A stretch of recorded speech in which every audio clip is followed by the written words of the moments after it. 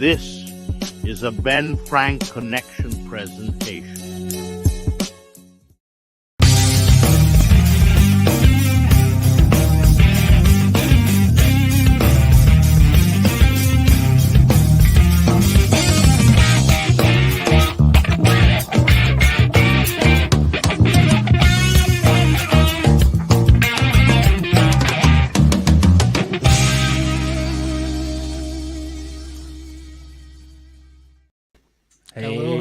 Hey.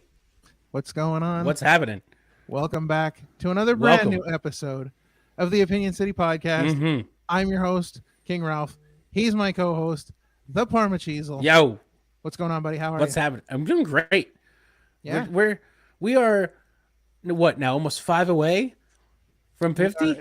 We're exactly 5 episodes away to number 50. Crazy. And we are a short time away from our 1 year. Our 1 year.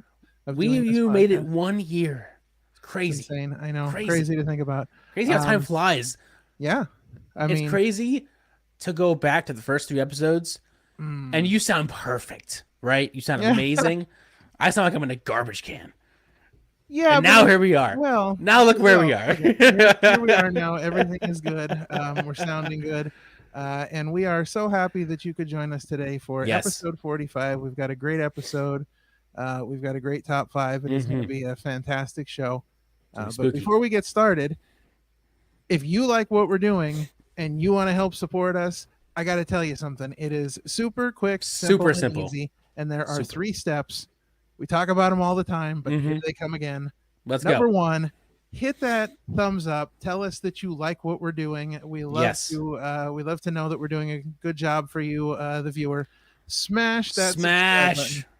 I'm not even talking about. I'm gonna wreck it. Just hitting it. I mean, destroy it like you're like your Godzilla. Like your life depended on it. Just destroy that subscribe button so that you don't miss anything we do. And finally, hit that share button.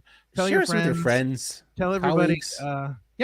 Anybody, if you're walking along the Appalachian Trail and you see somebody, tell them about the Opinion City Podcast.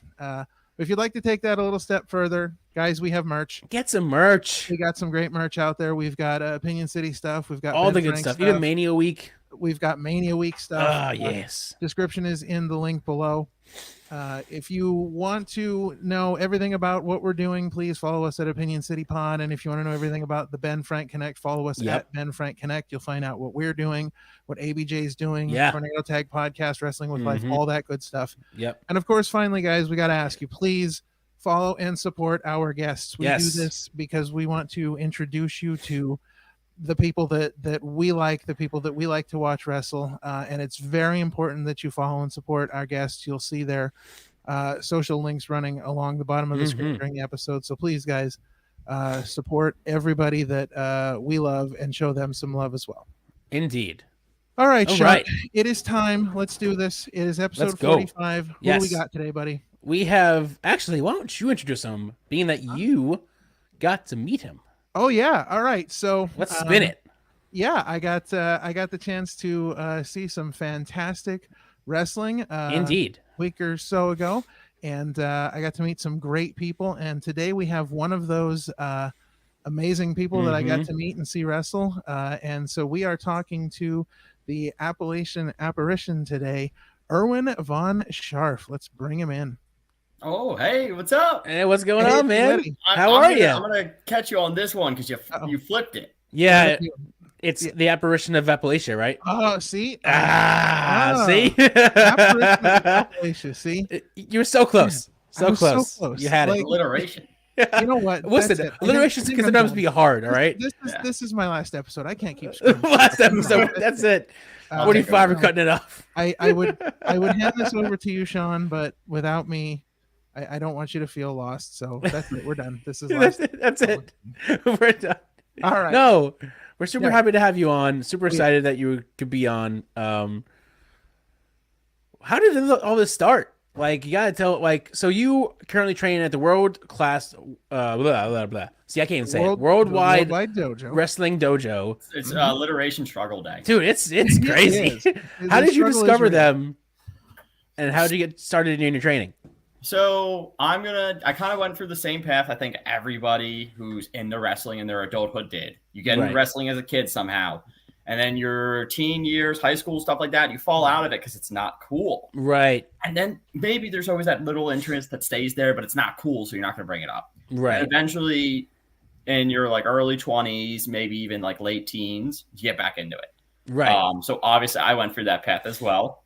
And AEW is what brought me back into it. I watched first All In. Cool. And I was like, oh, this is like different. Right. Because it was like WWE was really struggling at the time. Yeah. Like, this is different. Mm-hmm. And I was watching it casually. And I've always looked at some of the schools in the area. So I knew about Worldwide. I actually had an email from like years prior to me starting training with Parker. Of just like putting a feeler out there. Nice. It's always in the back of my mind. I watched Winter is Coming 2020. I can't remember if Winter is Coming where Sting debuted was the December or January. I think that was 2020. End of 2020, correct? Yeah. So December 2020, Winter is Coming. That was Sting's debut, and that was Kenny Omega beating Jon Moxley for the title. Yep. Where Omega runs backstage, and that's that whole thing of Alex Marvez appearing out of nowhere. Yeah. And I was like, I want to do that. Right. And less than a month later, I was training at the Worldwide Dojo. It was just that moment, that whole episode was like, this is what professional wrestling is. I rewatch Sting's debut and the just finish and like following sequence of that Moxley Omega match probably once a month when like just to hype myself up in the wrestling. Right. It's like, this is it. That's what wrestling is. Yeah. Yeah, I think that AEW was a big turning point for a lot of people, especially people that kind of had gotten away from wrestling a little bit. And it, like you said, different is a really good word for it because it was just it was different, but it was fresh. You know, it made wrestling fun again. Right. So I think that was a big turning point for a lot of people. And it was the accessibility, because New Japan always existed. Ring of Honor always existed at this point too. Like a lot of alternatives always existed, but they were hard to get a hold of. They really like even discover them was hard. Right. Like, oh, you want to watch New Japan? Well, you have to subscribe to this app, and then your bank account's gonna get flagged for the weird purchase. Right. All that. Like, AEW, it's on cable. It's like right over there in like the next half hour. Like you know, maybe. I've been following them since the beginning as well, and they are the few that I am willing to pay for the events every 4 months. Like I haven't done that since probably Mania 20, where I actually used to buy them every month. But I don't know, I just didn't see it. Obviously, then the network came out, so it was like, hey, I'm paying $10 for all of it. But I don't know. I think AEW puts on quality pay-per-views, so I will shell out the $40-$50 for a Revolution and a Double or Nothing to go see that. Yeah, like same thing that, and then like when they come into town, like when WWE comes in town, it's like cool. Like if I could catch it, awesome. Right. Besides WrestleMania, like I'm going to WrestleMania. Yeah. But every single Dynamite in town, Me like too. I drop everything I'm doing Wednesday. Right. Yeah. That happened to Absolutely. me once. My friend surprised me. He was like, "Hey, you want to go to the Dynamite?" I was like, "Seriously? Sure." Yeah. I had no reason. But so, what was it like training under such names like Cheeseburger and the Preacher? So it was Burger. I saw Burger live when I was at Ring of Honor Supercard in New York. That was the first time I ever saw. I was Burger at that one too. Nice. Yeah, and he is forever the super endearing babyface. Always. Yeah. Always. But Burger, especially when I first started training there, Burger was doing his world famous CB thing before he switched back over to Burger. He was making that transition from the Burger we knew in Ring of Honor to the Burger we know now, right? Which is the endearing babyface semi-jobber, not to use that word, but I'm sure Burger agrees. To this technical wrestling superhero that he is now. And learning from him was just like, he is the most patient, nicest, like smartest trainer I've ever been with. Like in all of the just physical training, sports, everything I've done, like nobody has the patience of Burger, but nobody's also willing to push you to be your best like Burger. Right. So if there's something that's like shining for you, he makes sure it's like cool, like keep that, like keep doing that. And then if something you're struggling with, it's like, We can't hide from what you're struggling with. You got to follow up on it. So Burger is great at that. And then Preacher, they're two sides of the same coin. So you go to a Burger class, you're going to learn. Burger went to Mexico for a month and trained in Bandito. Cool. You get that. You're showing up and we're doing some crazy lucha drags and all that today. And then we're going to do some crazy technical wrestling and all that. And we're going to learn match structure and like do a whole practice match. And you go to Preacher's class. Cool, everybody. This right here, this is Dory Funk Sr.'s takedown. Like, wow. Yeah, now you're learning old takedowns and really cool pins. And it's like, all right, now this entire hour is going to be dedicated towards only the heat in a match. So two sides of the same coins. You go to both and you just like create this great, like, well-rounded wrestler. You get kind of like the best of both worlds. Yeah. Yeah. That's really cool.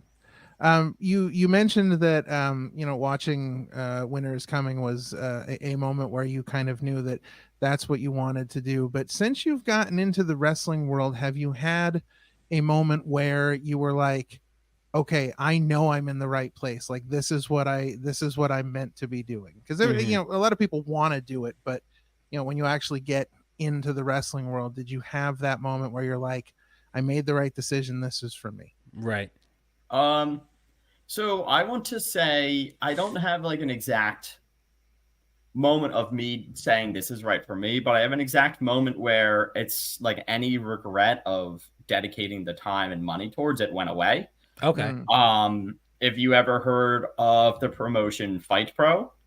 Yeah. Fight Pro, awesome. They're currently on a hiatus. They should be back soon. They have some events that are sneaking in the WrestleMania week. Cool. But I was refereeing, or rather, sorry, my brother was refereeing for there. And hardest thing he ever said he had to do.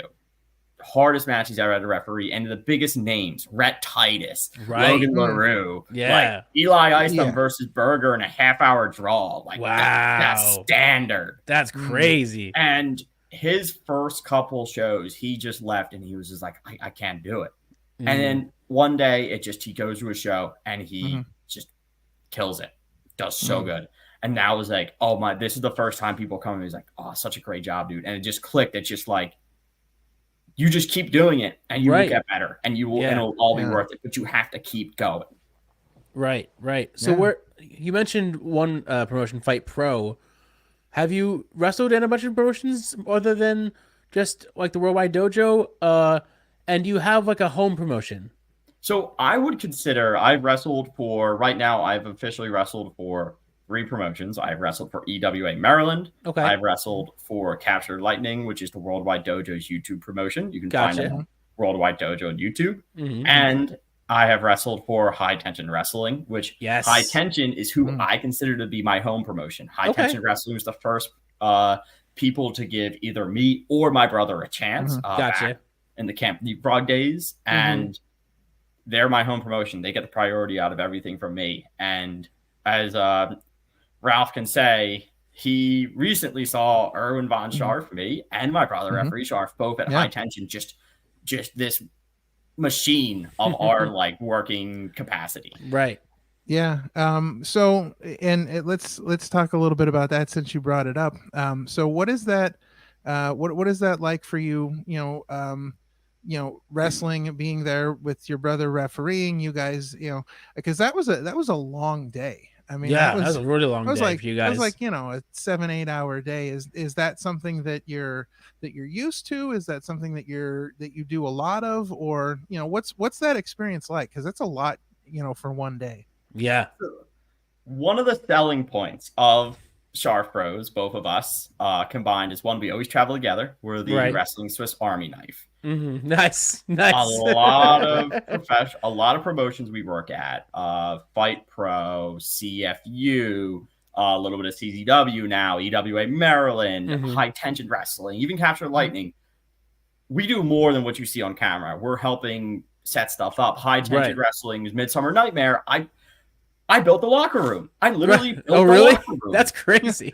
Wow.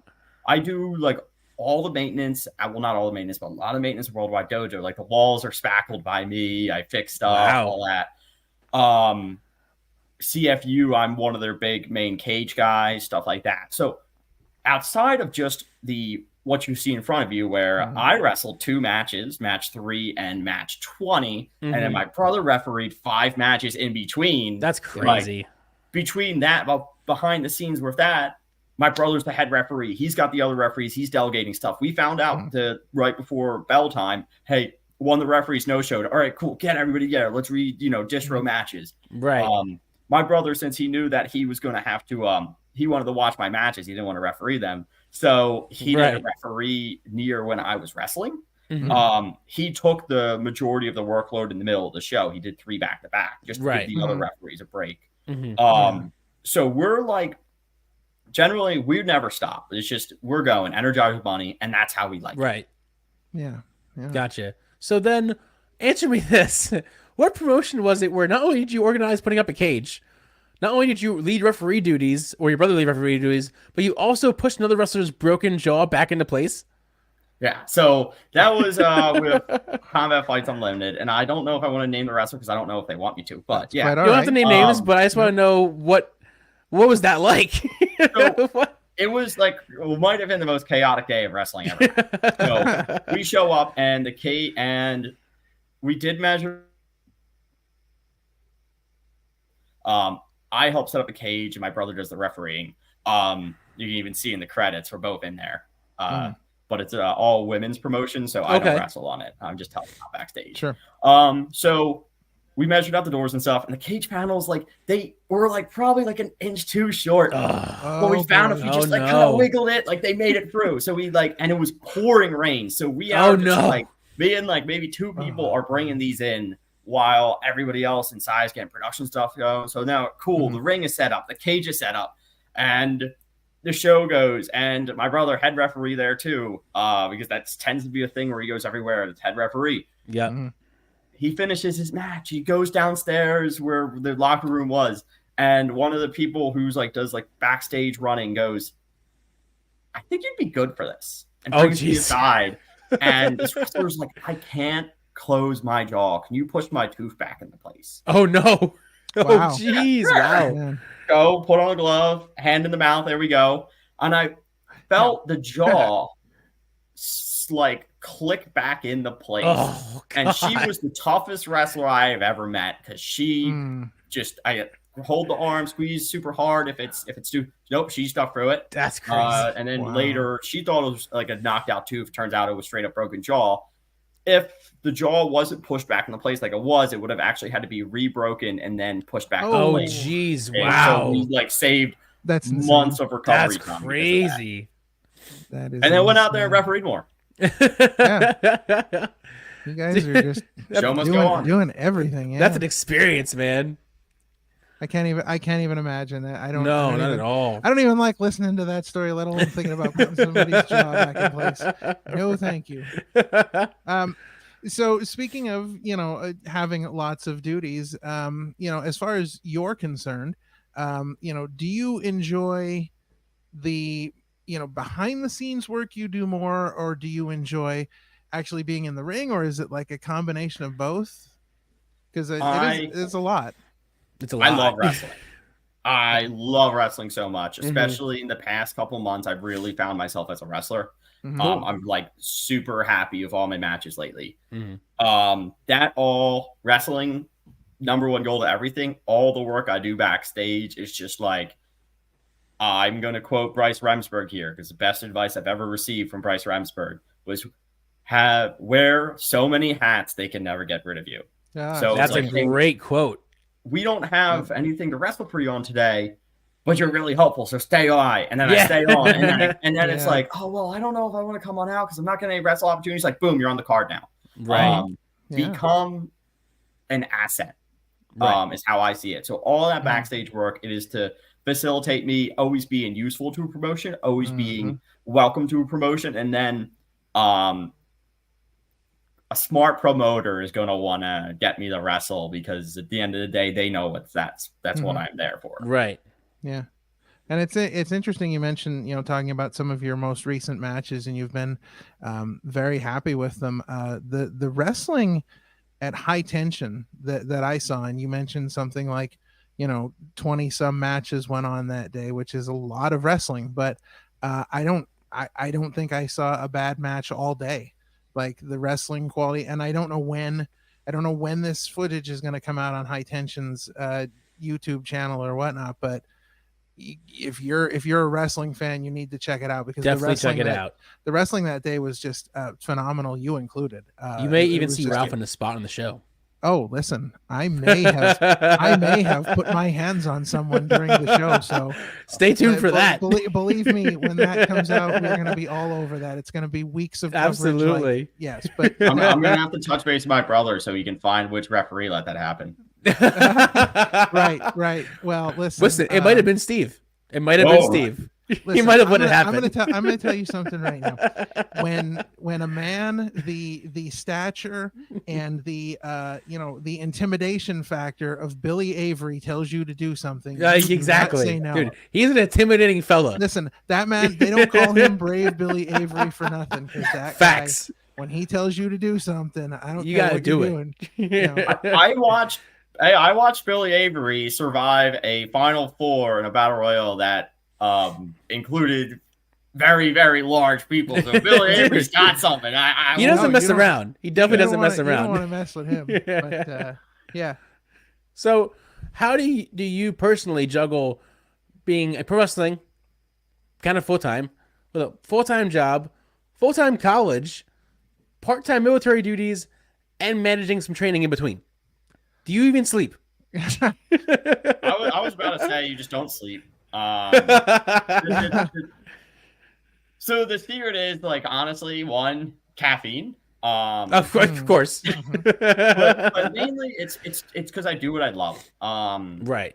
I like what I do with work. I like my military duties. I really like what I study, and I really, really, really like wrestling. Yeah. When you like what you're doing, getting out of bed is easier. Right. So yeah, I'll have days where it's like, on a peak day for me, it'll be leave the house at like 4 a.m. for work. Ugh. Go to work, get off work around 1. Go to classes from like 2 to 5. Finish up classes, then drive to Worldwide Dojo, do 3 hours of Worldwide Dojo, then drive home and sleep. Jesus.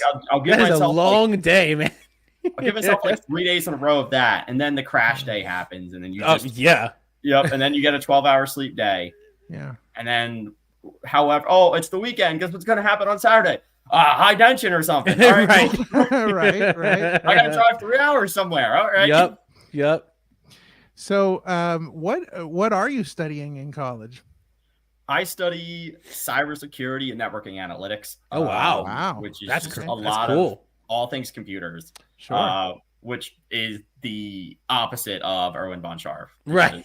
I think Erwin Von Scharf would probably bite a laptop if he saw it.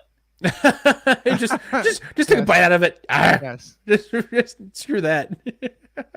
Wow. So that's insane. What do you plan to do with a college degree in that? What is the goal for that?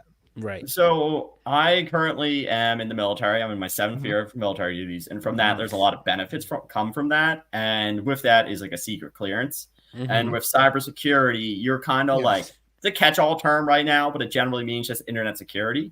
So there's a lot of roles in like the CIA and just other 3-letter agencies that are always needed. Or then like big companies. Hacking is becoming more and more of a problem every day. Yeah. So every single time there's a big hacking or data leak, I see more job security. Oh yeah.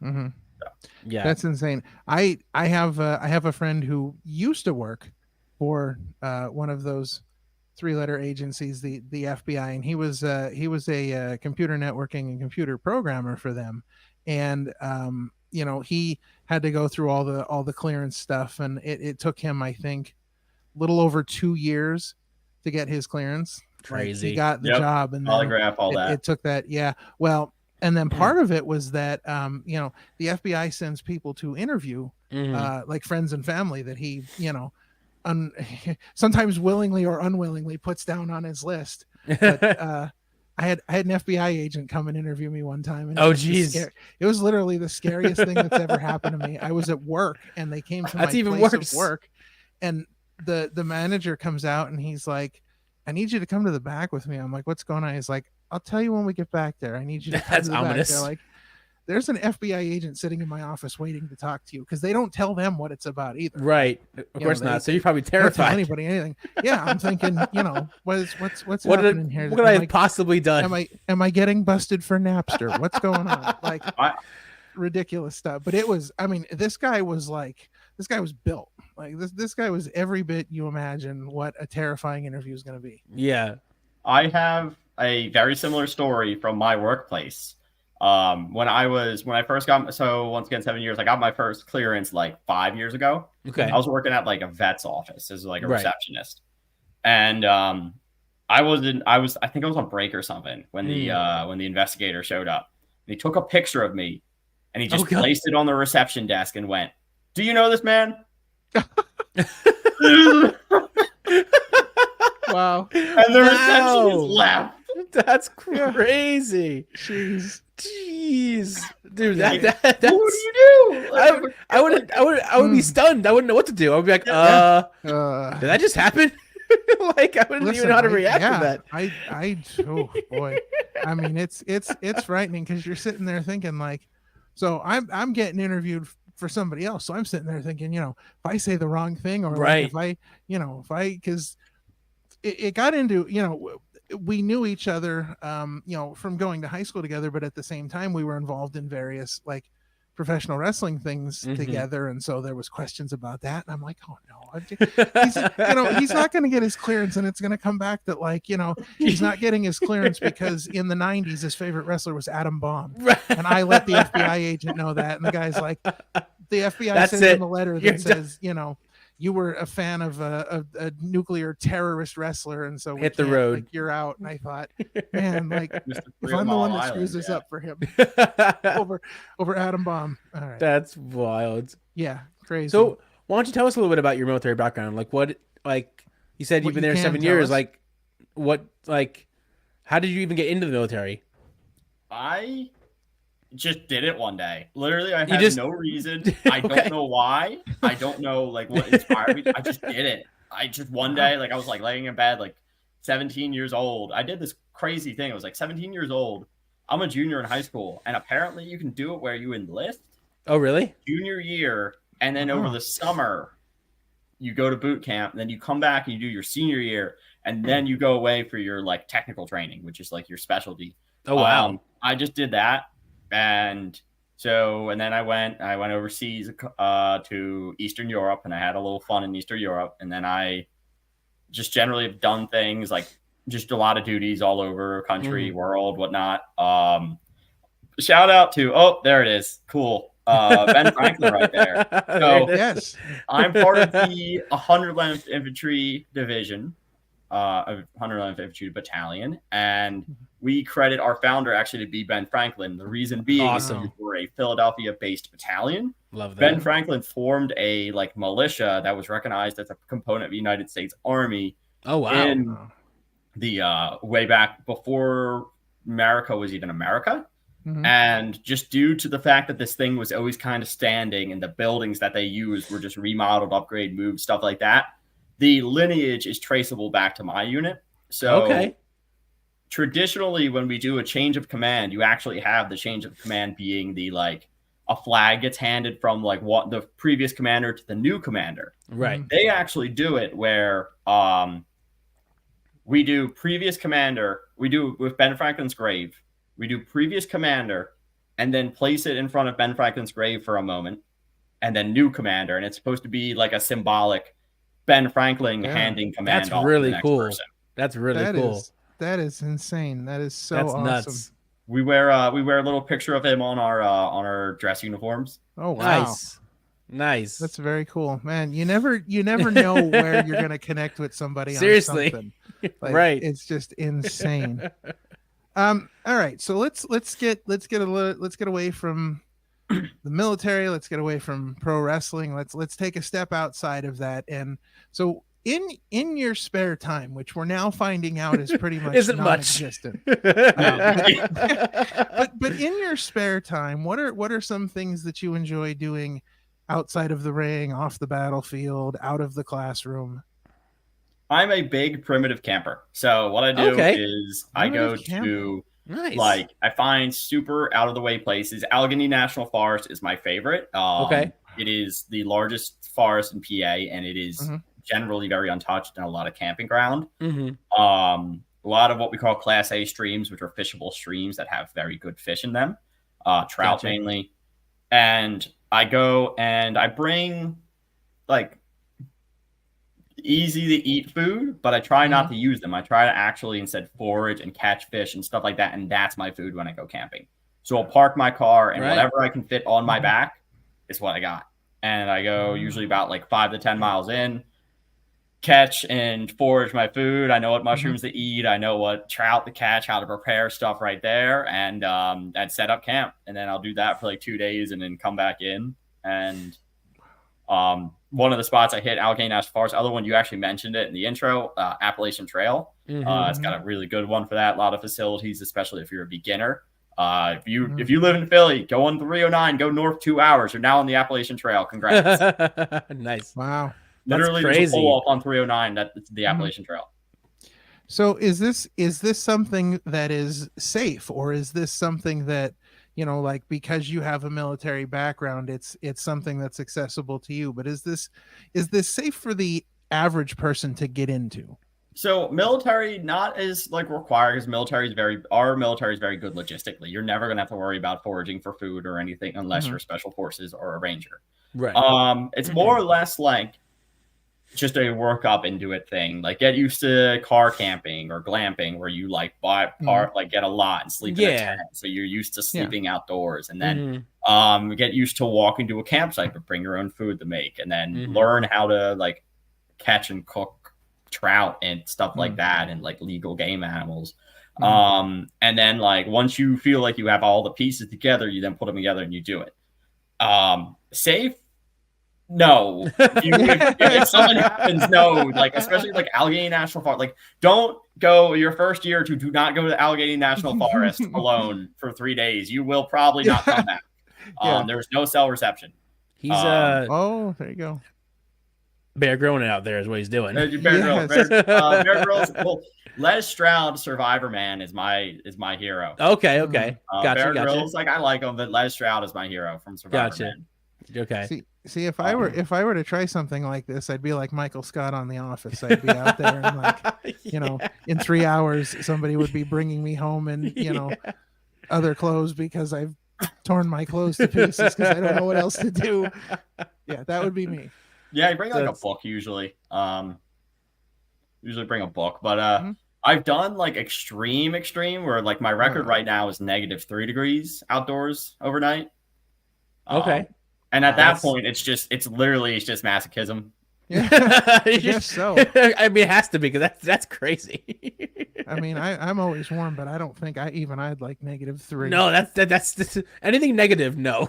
Yeah, it's I do a planned trip every year, and last weekend of January is the statistically coldest weekend in Pennsylvania.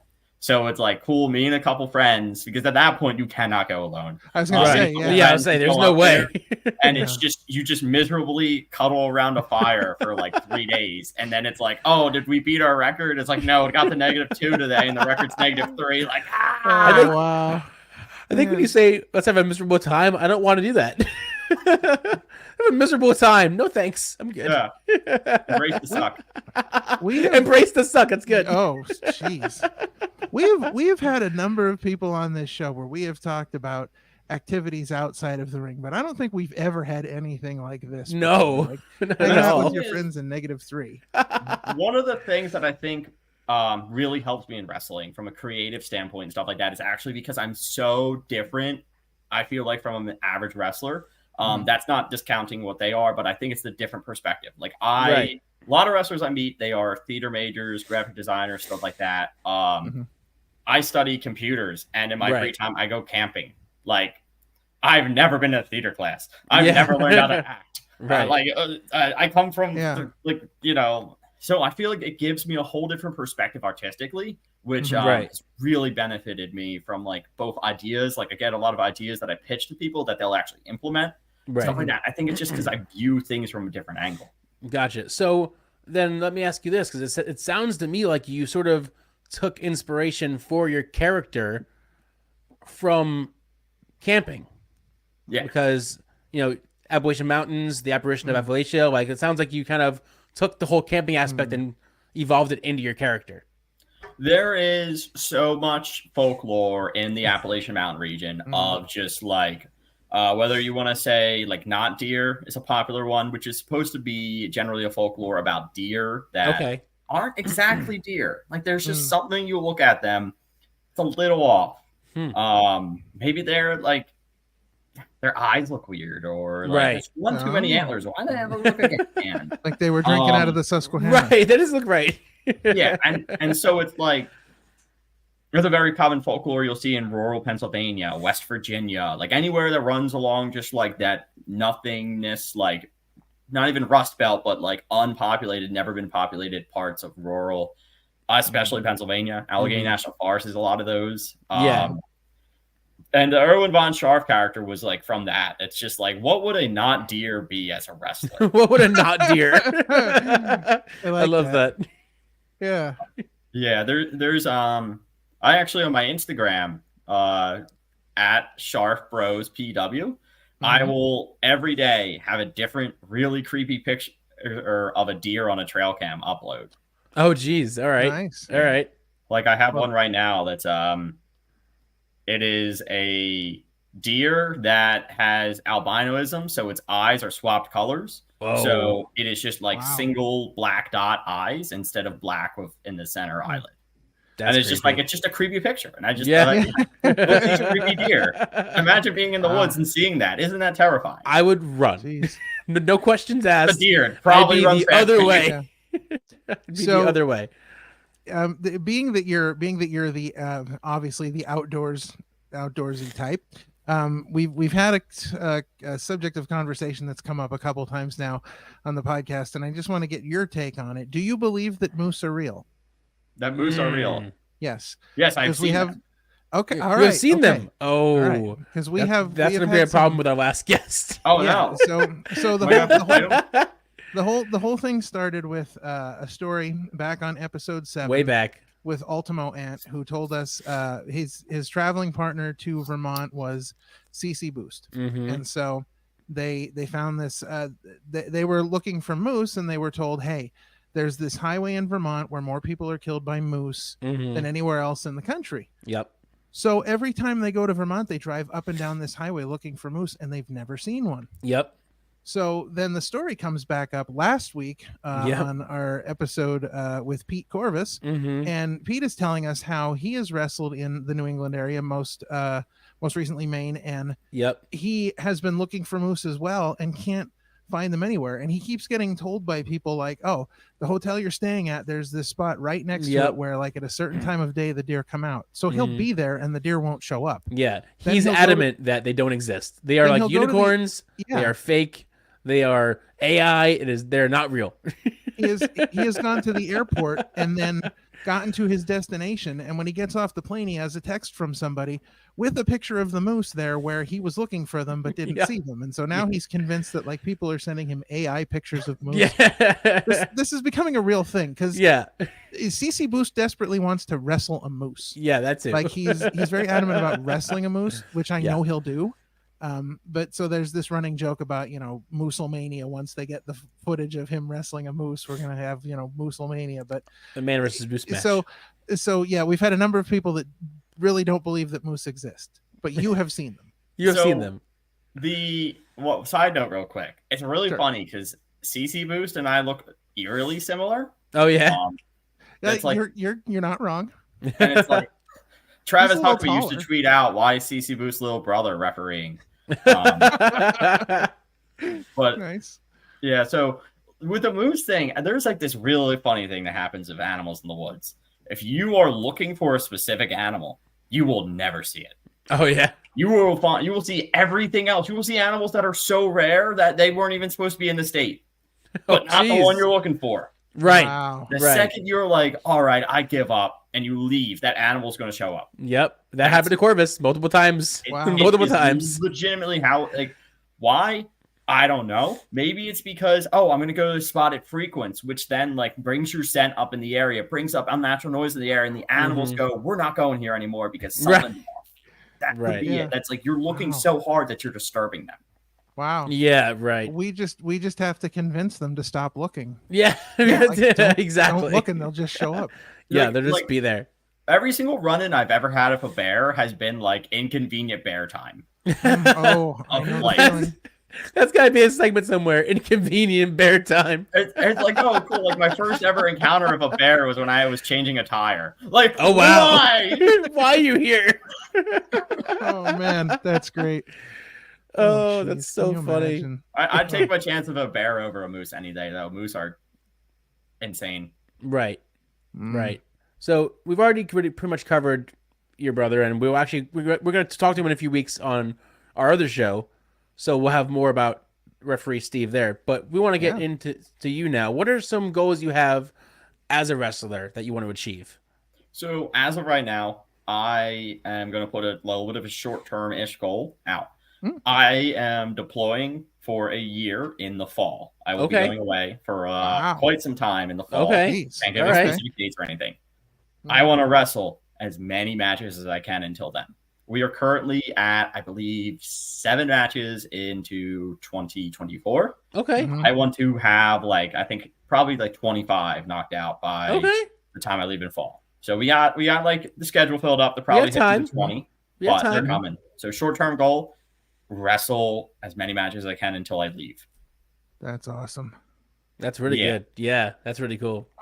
And then when you're deployed, all you really do is work out. Like you do have your what you have to do when you're deployed, but there's a lot of downtime, and they basically are locking you in a gym because they want you to work out. So I'm gonna come back in the best shape of my life, and it's cool, ripped wrestle more when I come back. We're gonna see the new and improved Erwin Von Scharf. Erwin Von Scharf 2.0. He's exactly. Massive. You're gonna see him. I'm excited for that. Completely different person.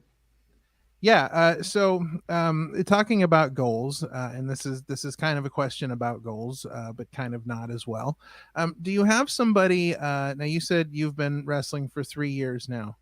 Do you have somebody that you've really enjoyed wrestling over that time? And is there somebody, maybe before you get deployed, is there somebody that you're really looking to wrestle? So enjoyed wrestling. I'm going to give that shout out to Marty Ubach.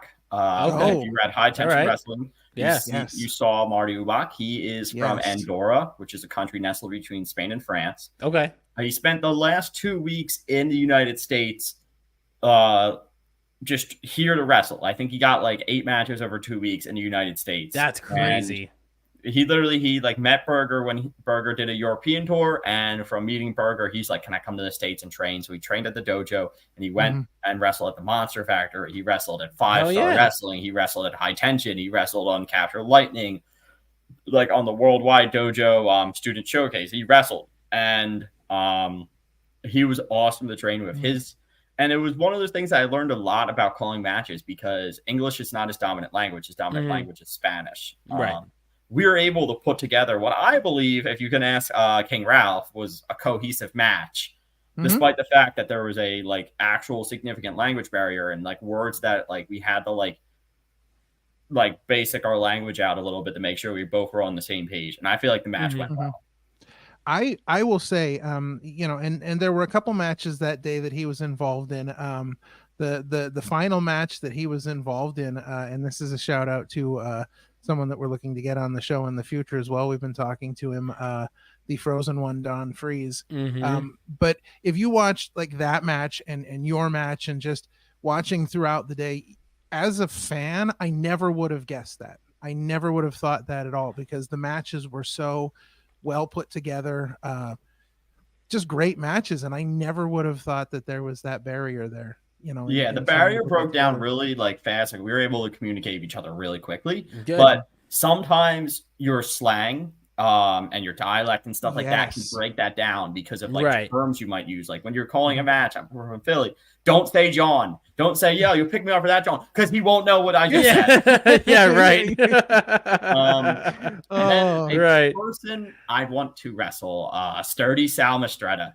All right, Sturdy Sal. So good. I was there for his day one when he started training, and he's the current captured Lightning champion. Dude is so good. He's so hungry. He just wants to be the best, and he is really good. It's interesting that you mention him. During the high tension tapings, he was just, I mean, his excitement in the ring is just infectious. It spreads to everyone. But we'll be talking to him in 2 weeks. Yeah, so, very soon. In 2 weeks. So we'll make sure to let him know you were throwing that out there. But, for sure. Yeah, I mean that day of high tension wrestling, I saw a number of people that I've never seen in the ring before, and like I said, I didn't see a bad match. I didn't see a bad wrestler. Everything was just such quality all throughout the day. So I like that you're throwing out some names from that taping, and people we're talking to, and hopefully one day we'll be able to talk to Marty as well. I got to talk to him a little bit after the tapings, and so hopefully that'll work out as well. But hopefully that all works out for you before before you get on the deployment train there. I got a promotion. I'm not gonna let it out yet, but it will be public. But there's a promotion who's my current last match, and they said book your match. I'm wow! Like, boy, that's sick. That's awesome. You mean a 6-man scramble of me and my favorite wrestlers? Okay, done. Right? Who are in the budget of the promotion? 6 favorites. So it's like my 6 friends. It's like we're gonna have right. That's awesome. It's gonna be so much fun. Yeah, that's amazing. Very cool. So, is it at all possible that we will ever see referee Steve referee a Erwin Von Scharf match? Ooh. So right now, nobody's letting that happen because it could be a cause of corruption. That if, I won the match, my brother refereed. Right. That's corruption. Like, that's a controversy. Yeah. So right now, nobody's willing to book it because nobody wants that argument from somebody. Right. Like, well, his brother counted fast. Blah, blah, blah, blah. So right now, no, but I know there's just always every now and then somebody kind of puts the feeler out there, and then the opponent will be like, I can't do that. What is the, so we have to nix the idea. But it's definitely something we've been talking about and thinking about. It makes sense that you put it that way. You don't want them to be like, hey, you're cheating because you're using your brother as your referee. Yeah. Unwanted controversy. Exactly. Your brother counted slow for my pins and counted fast for yours. Yeah. I mean, that's definitely something to worry about. So as we kind of wrap things up on the interview portion here, we have a last question that we like to ask everybody. So if you can, some people are better at this than others, putting this into words, but if you can tell us what pro wrestling means to you and how has it impacted your life? It is escapism. Good answer. Yeah. That's what, wrestling is so different from anything that I do in my life. Absolutely. The required skills are so different from everything I ever do in my life. It is the hardest thing I've ever done. And you go out there and it's like, especially recently where I started really liking my matches, and it's just like the rewarding that you get from it. That just and it's just I recently had to lost my job and had to find a new job. I lost my job the day of a show. Oh, wow. I show up to that show. I forgot that I lost my job until I went home. So from showing up to that show, calling my match, wrestling my match, watching my friends' matches, there was not a single stress in my life that existed because it was just wrestling and we're having fun. Yeah. So it's escapism. It is being able to just step away from everything awful in real life for a couple hours to wrestle. And it's what I hope that we give to the fans, because I want every fan that show up to a show to, the only thing that they're worried about is worried that the face is going to lose. Right. That's what I want wrestling to be. I want wrestling to be just that escapism for the people in the ring and the people in the crowd. That's what wrestling should be. Is it just everybody can tune out from the stress of real life and enjoy the show. Yeah, you really hit the nail on the head there. Like, that's such a good word to describe wrestling, just in general, because like that's really like we tune into Wednesdays, Fridays, Mondays to escape for those 2 hours, 3 hours, whatever is going on, and we're so zoned in on that. That's all we care about for those 3 hours until it's over. But that's such a good word to describe wrestling in general. Absolutely. All right. So before we get into our main event here, which is our big top 5 for this week, we're going to take a short break. And last week, during episode 44 with Pete Corvus, we announced our guest for episode 50. So we're gonna take a look at that, and we'll be right back.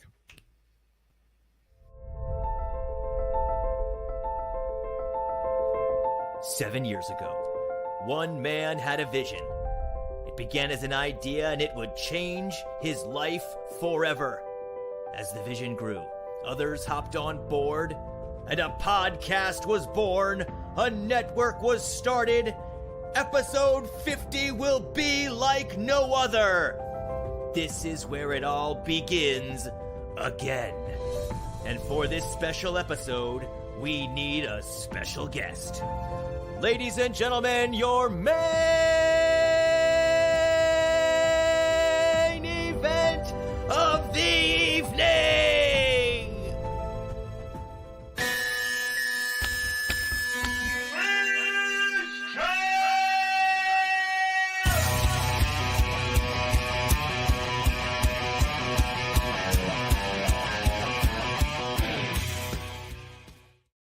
All right, We will welcome have back, Mr. Anderson on the show, episode 50.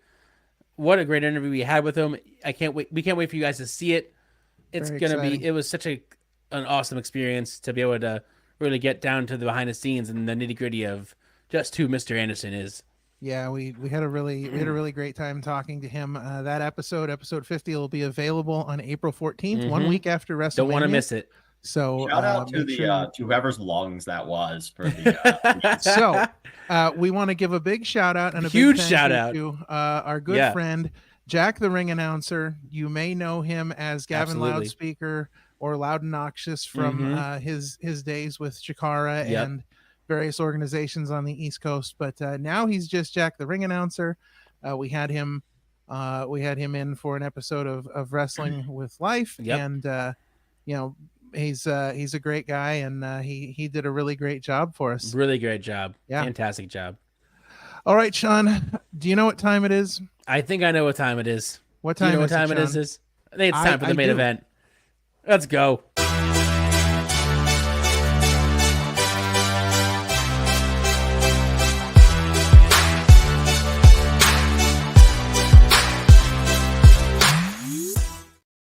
All right. This week, we're going along with the whole character theme here. He chose top 5 cryptids.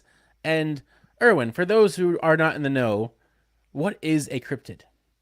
So a cryptid is basically a mythological creature, especially in a modern folklore, that is for some way or reason like weird or goofy or paranormal or something like that. There's a lot of people who debate whether or not they're real. That's not why I'm here. Of course. But generally, cryptids, like referenced earlier, a knot deer is a variant of cryptid. Right. Loch Ness monster, a variant of cryptid. So these things that like this monster exists in this woods here, that's a cryptid. Right. As I give this examples, like my first one on the list, number 5, will be like a really good explainer of what a cryptid is. Okay. Perfect. Let's get ready get to right learn. into it. Let's Here we go. We're jumping in now. All Let's right, go. cool. Let's do it. All right. So my number 5 is going to be, and this is my opinion, is going to be Bigfoot.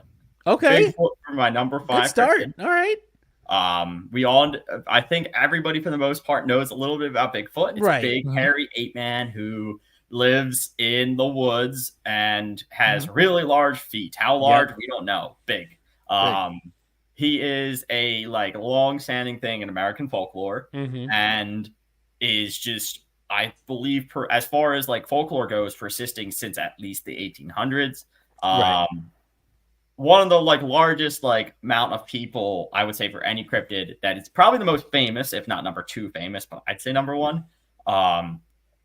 there are so many people who believe he's real. Oh yeah. There are so many shows on cable and TV and stuff that are just people hunting for Bigfoot. There are like Bigfoot hunting strategies. Like it's got a whole thing.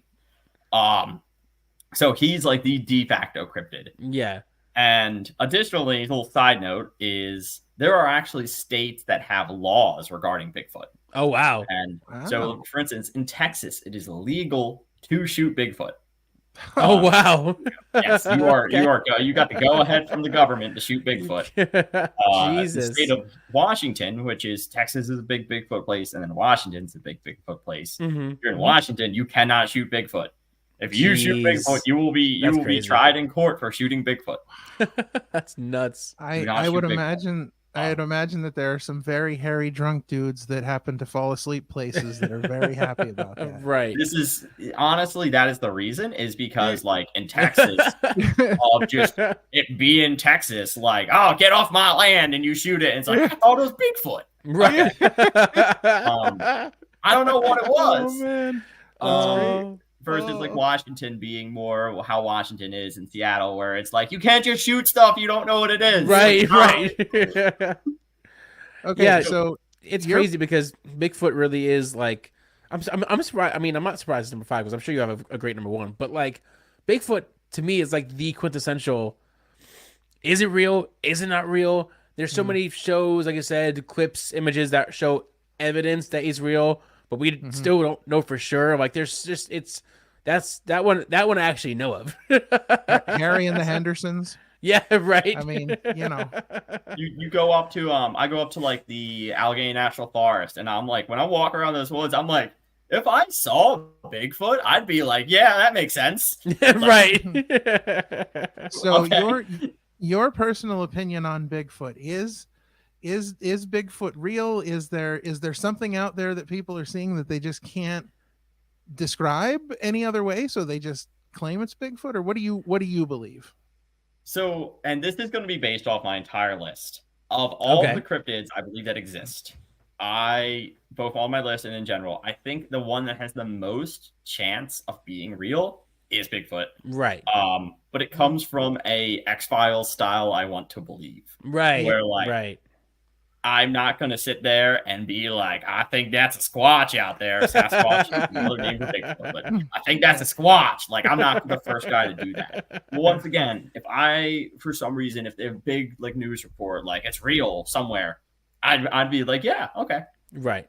As they called them on Trailer Park Boys, a Sam Squanch. Sam Squanch. In Florida, they're the Florida skunk ape. Okay. Gotcha. Interesting. Yeah, different parts of the world, like Himalayas, you got the Yeti and stuff like that. Like different parts of the world have a Bigfoot. They just have different names. Wow. Right. That's crazy. Cool. Number 4. Let's go. We have the Fresno Nightcrawler. Okay. This is quite an oddball of a cryptid. I wish I was home right now. I'm not home right now, but if I was, I have a little crocheted Fresno Nightcrawler. Oh, cool. Wow. Cool. It is so 2000s internet. Okay. It's I think they came out like a video of them, and it's the only ever like very few, like this thing barely even makes the cut for cryptid. That's why I love that. Video from about like 15 years ago on YouTube, and it's recorded on a phone cam on a CCTV screen. And like, oh wow, it's like 15 years ago on YouTube. I think like 360p. So it is the worst footage you will ever see. It is the greatest video. Yeah. And it's this pair of like, they look like pants, just walking across a field. Oh geez, 20 seconds. All right. And it's just, but it's so this figure that people are like, and they're so adorable to me. Right. And I go from the like, and they were in Fresno, California on like CCTV. And then there's like another video of like, and it's like, it really does just look like a pair of pants that like somebody like wore like intentionally like concealed themselves and then wore white pants, like wore a black top with a black background and wore white pants and just walked. Right. It's so goofy. I love it. If you got like an extra 20 seconds, Google like, yes, Fresno definitely. Nightcrawler, 20-second footage, worst thing you'll ever see, and it'll be so funny. That's awesome. Great. Love that. Wow. There's no lore behind it. This is the only thing. It's That's it. they're so amusing that I had to include them because I was gonna say, right, for them to make the top 5. I mean, there must be something really, right, something serious. Yeah, but there's a lot of good fan art of them that is literally just like a pair of long legs and then like a head. Nice. That's great. Number 3. 3 is this is going to cause a lot of controversy because this is the current, like, in modern day, this is the big one, and it's going to be Mothman. Mothman. All right. So, all right. We're gonna go back in time. We're gonna go to Point Pleasant, Virginia. Oh, I got excited for a second. I thought you were gonna mention my hometown. Oh man, I might have misspoken, but I'm 95% certain it is Point Pleasant, Virginia. And now I'm just I didn't know that there was 2 because I live in Point. Well, I used to live in Point Pleasant, New Jersey. Yes, it's Point Pleasant, Virginia. All right, excellent. Okay. There's 2. So Point Pleasant, Virginia, there was like a report of like from 2 teens that were out a little bit too late on a date together, and they got pulled over by the police for speeding, and their story was they were being chased by a monster that was flying above them. If you ask me, they were probably speeding, they got caught, and they made up a story because they were high. Anyway, yeah, so it was like, why are you going 100 miles an hour? There's a monster chasing us. And then you started getting this like hysteria in the town where like every like month or so, somebody would have like something weird happen and like call the police. Like, there's a monster attacking my dog. There's this like flying thing. And then all of these encounters led into like eventually like a bridge collapsed. Oh, Jesus. And there's like in like pictures of the bridge prior to the collapse, like somebody claims like there's a little smudge in there. It's like, that's the thing. And it became this lore that like the Mothman and the bridge collapse are linked, and like this all became this big mass hysteria, but it was also tourism for the town. So Point Pleasant now has a Mothman museum. They have a Mothman statue that's very famous for being double cheeked up. You have somebody recently graffitied a tramp stamp onto it, so I hope they clean it off. Oh, geez. And then they have the museum, and in September they have a Mothman festival, which is a week-long festival in West Virginia. And it's West Virginia, not Virginia. I'm sorry. And it's a week-long festival in West Virginia, all celebrating the Mothman. So, like, the town has turned this cryptid into their identity and their story, and it's just overall, it's like super popular and famous. It's now their lore. Yeah, and it's like it's their thing now. Is they have Mothman, a Mothman museum, and everything's like Mothman themed. So that's crazy. So that's my 3. People be upset because their Mothman is so popular right now. Right. He's probably like with the younger, like Gen Z, he's probably exceeded Bigfoot. Oh wow, that's crazy to think about. Yeah. It just shows all of our ages. We're staying in West Virginia. We are going to the Flatwoods Monster. So Flatwoods, West Virginia. And I believe this was around like the 50s or 60s. There was a large like school children, stuff like that. There was a large bright light in the sky that crashed into the woods. And the story was that a bunch of kids and a couple parents went out and looked for it. And eventually they found this like extreme heat. And there was this figure where it landed that like it's basically almost looks like a witch with like a moon over it. If you've ever played Ocarina of Time, not in a long time. It was Majora's Mask. If you ever played Majora's Mask, there was actually a mission with the ranch at night where you have to defend the ranch from Flatwoods monsters. It's kind of crazy. Wow. But it's actually scary. Like if you look at that picture if you look Google Flatwoods monster, terrifying picture of this. And so the general like it's kind of become a little bit of the lore of the town itself, a little bit of like a mini Mothman syndrome where they have a Flatwoods Monster Museum and they have like things like stand-ins and like clippings of the newspaper of the reports about it, where like they had descriptors write about it. But overall, it's just kind of a creepy story. It's like a UFO-y style story. People like explain like extreme heat and like radiation feeling. And this was generally around the same time that like the Roswell, New Mexico incident happened, which is a whole other can of worms. So there's a little bit of an alien fever going on. Yeah. So, and it's a pretty cool story that if you're ever like on the road And you go into West Virginia, look up Point Pleasant for Mothman, look up Flatwoods for Flatwoods Monster, and just look at some of the touristy stuff there, because those towns are always just kind of, need to keep going. The Opinion City research team has found such photo that you're describing here, and you're not kidding. So, quick warning, if you're afraid of things, maybe don't look for a second. But this is supposedly the Flatwoods Monster. Holy, definitely creepy. All right. You have the newspaper clipping. There's Flatwoods Monster newspaper. There's an official drawing of the description. It's black and white of the description of the witnesses. Yep.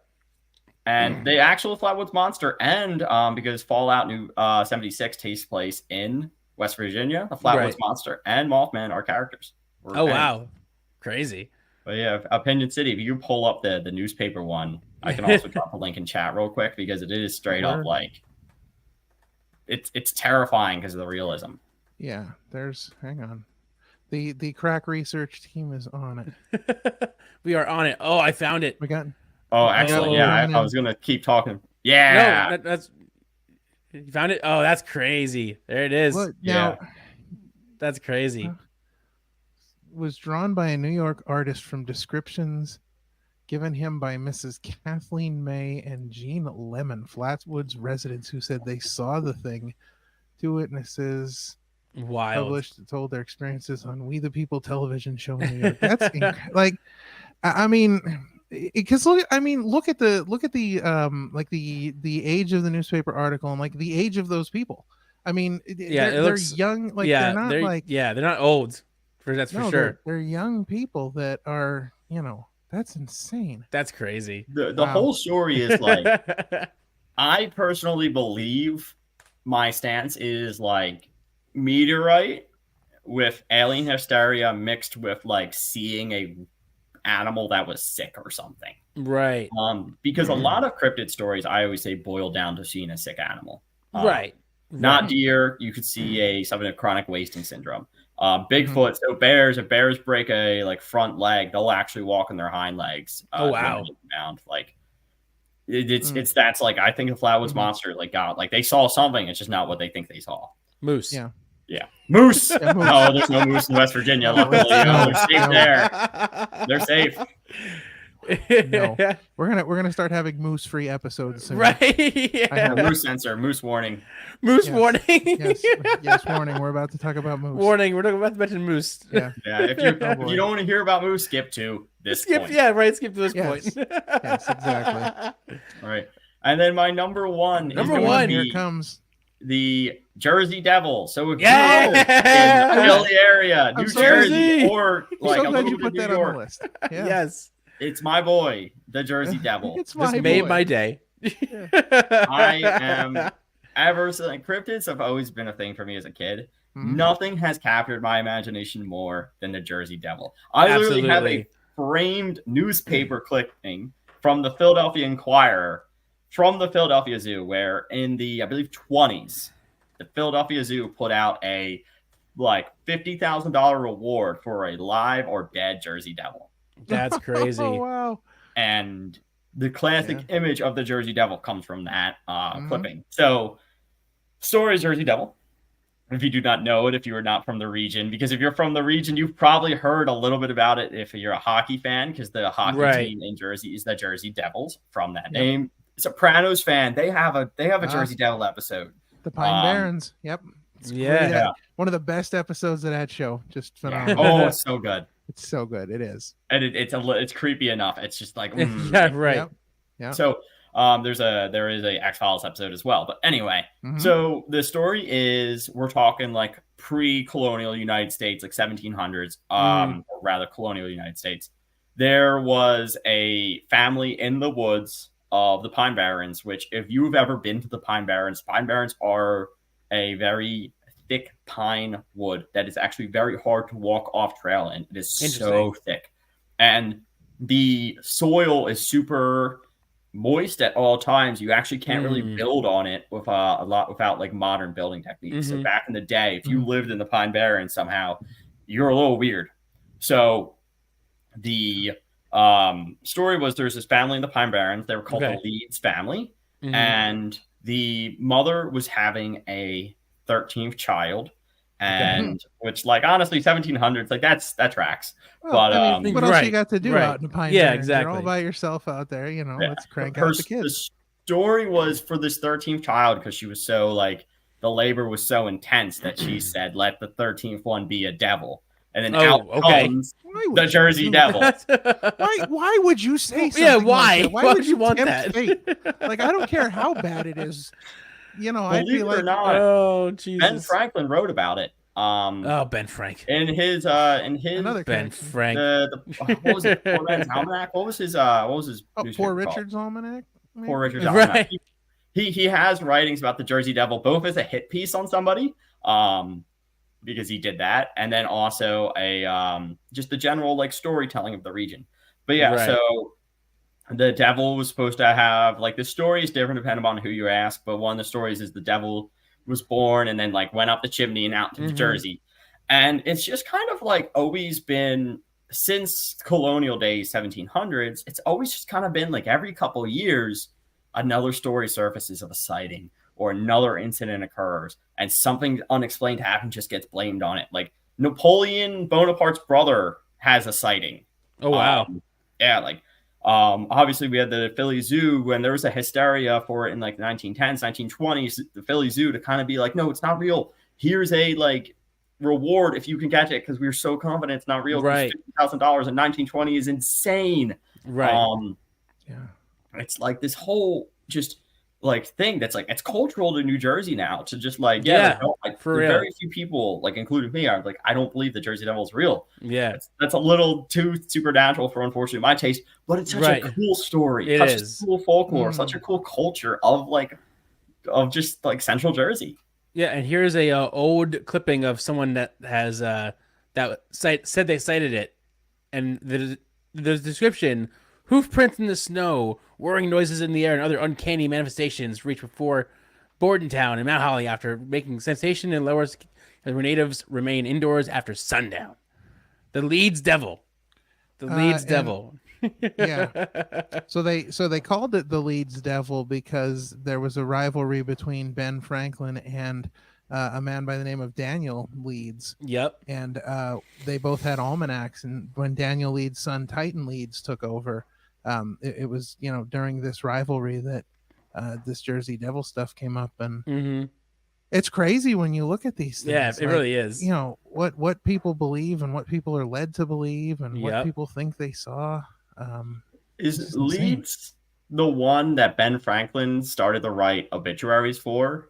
Yes. He predicted the death of Titan Leeds would happen on a certain point, and it did not happen. Right. Yeah. But that was part of because they had their own almanac, and then he had Poor Richard's almanac, and he was writing these things about them in his.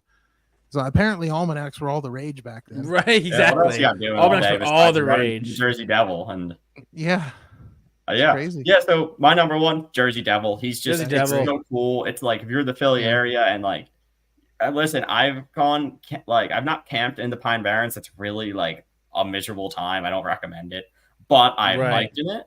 It's just Pine Barrens just too wet. You don't want to be camping in the wet. It's awful. No. But it's like a cool hike. There's very good hikes throughout the Pine Barrens, and you could definitely go. You know, if there was a monster in here, right? Yeah, that makes sense. Yeah, that's accurate. It's too thick. Like, it's not often you find woods that are too thick nowadays. Right. What I mean by that is when you go to like an old growth wood, like I've been to Northern Territories, Canada, which is like untouched woods. That is like you have this much space between trees everywhere. And the Pine Barrens, because it's so just like they kind of like to build around it and build like where they can, where there's flatlands. Like a lot of the Pine Barrens is just like that old growth style, like can't walk through woods. Yeah. So this brings up a multitude of questions, but we're gonna keep it short and brief here. So, number one, do you believe in aliens? Do you believe that this is a thing?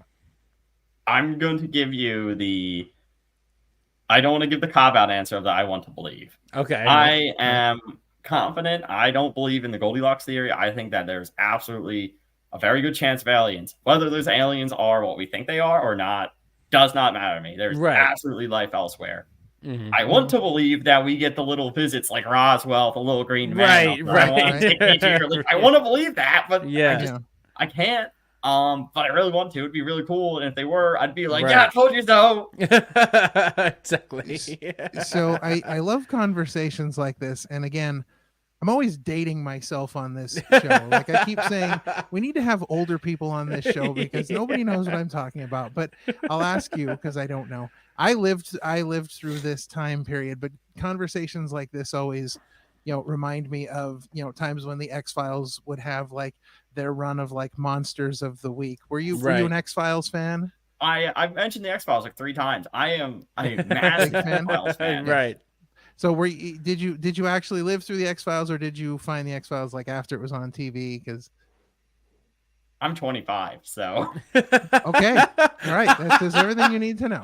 It won't say a thing. There is actually like a really great little side note that's like X-Files being a little into real life, but the F-117 Nighthawk stealth bomber, not to like take a little bit of your runtime, was a secret stealth. It was one of the first stealth bombers ever developed. I think the first ever.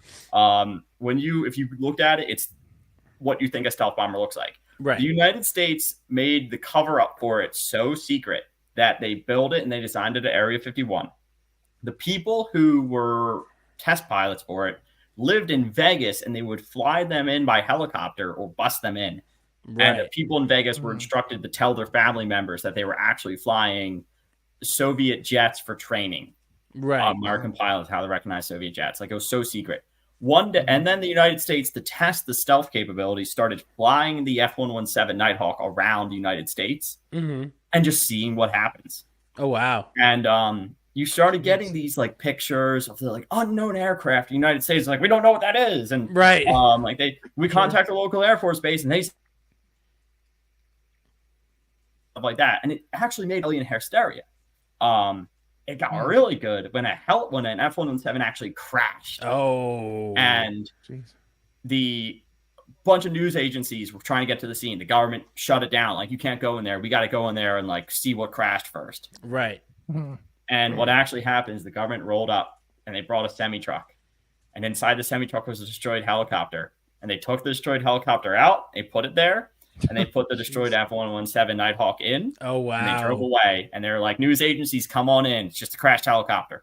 Jeez. And it's just like, there's an X-Files episode that's just about like a similar story. And it's like, that's reality. Right. The secret came out when, I can't remember. It was like a toy line. I can't remember what like the toy right off the top of my head, but like toy, like model, like lines. Right.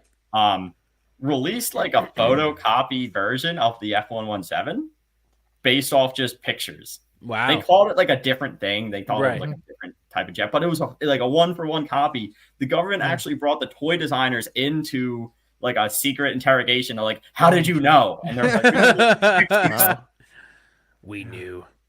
Yeah, and so the government did like a big cool reveal where they're just like, yeah, meet us at the Pentagon airstrip at like this time. And they like did it, and it just, this is our stealth bomber. We've had it for 30 years. Wow. That's incredible. Yeah. But it stirred a lot of like alien hysteria. Like, there's old like alien shows that are just like actually the F-117 the whole time. That like now in retrospect you can go back and watch. It's like, oh. Yeah. That's crazy. That's nuts. Well, that was one of our best top 5s there. That was a really good one. That was good. Yeah. We always tell people that they don't have to do something wrestling related. No. And I love when people come up with stuff that's like just interesting conversation. Like that. Absolutely. Oh, right. Cool. Yeah, well, I'm glad. I was like kind of mulling about it. It's like, what do I do? Is like, what's something somebody definitely have not done? Right. For sure. Absolutely. For sure. Yeah. All right. Well, before we wrap up things here, let's get into some upcoming events.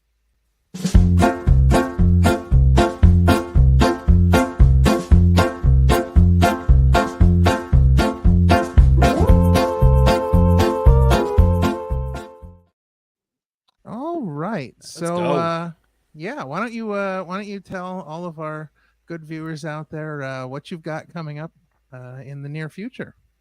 So as of right now, from the airing date, my next show that we'll be at will be April 6th at the Havre de Grace Theater with my brother refereeing for CZW.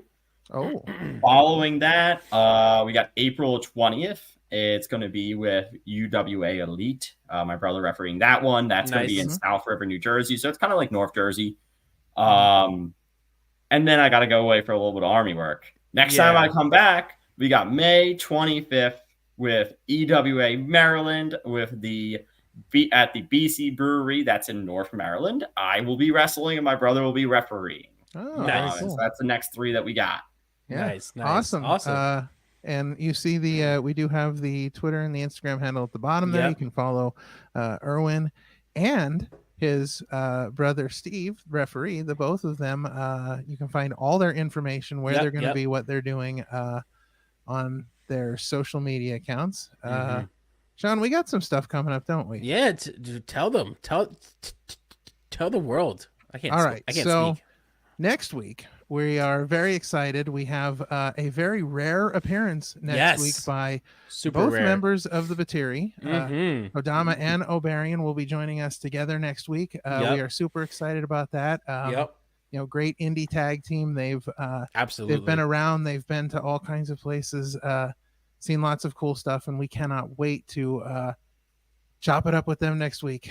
Absolutely. While you're waiting for next week's episode to come out, check out last week's episode where Opinion City became the Pete Corvus show. Yeah. And I got to tell you, last week's episode, man, it is off the rails in ways you can't imagine. It's so good. We talk mooses, we talk fast food. Like it degenerated in only the best way that Opinion City episodes can. Yeah, and, absolutely. So you can check that out. And just released this 2 days ago on Friday.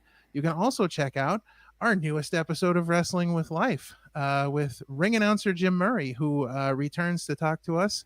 He makes history, becoming the first person to ever be on Opinion City and Wrestling with Life. So both. we get to talk to him about what's been going on over there in the world of wrestling in China and what he's been up to. So we catch up with him. Of course, you could have seen it 5 days earlier if you were a member of our Patreon. So definitely check that out. You get to see Wrestling with Life 5 days early on a Monday instead of a Friday. Exactly. And we also have some really cool rewards and whatnot for our Patreons over there. So go check us out on Patreon at Opinion City Pod.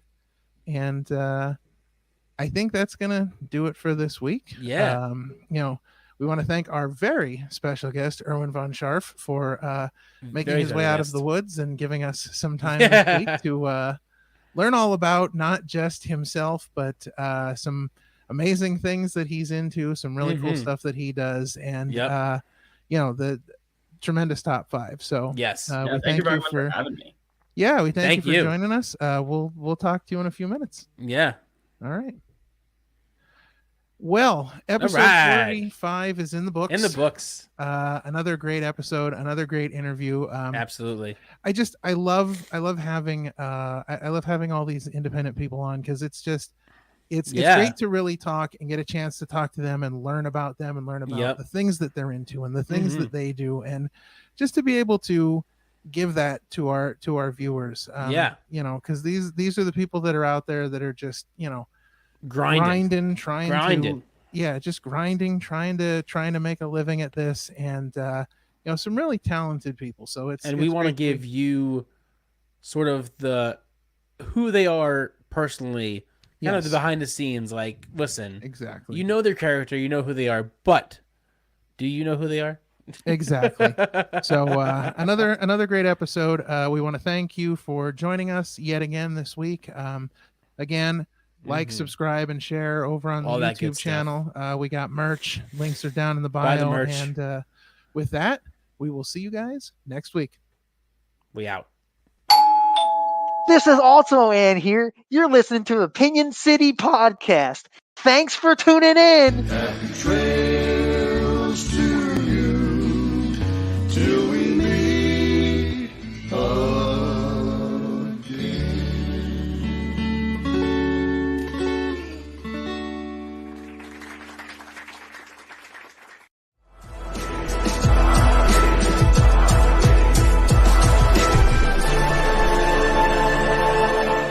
Thanks for watching this presentation. Like, share, and subscribe for more.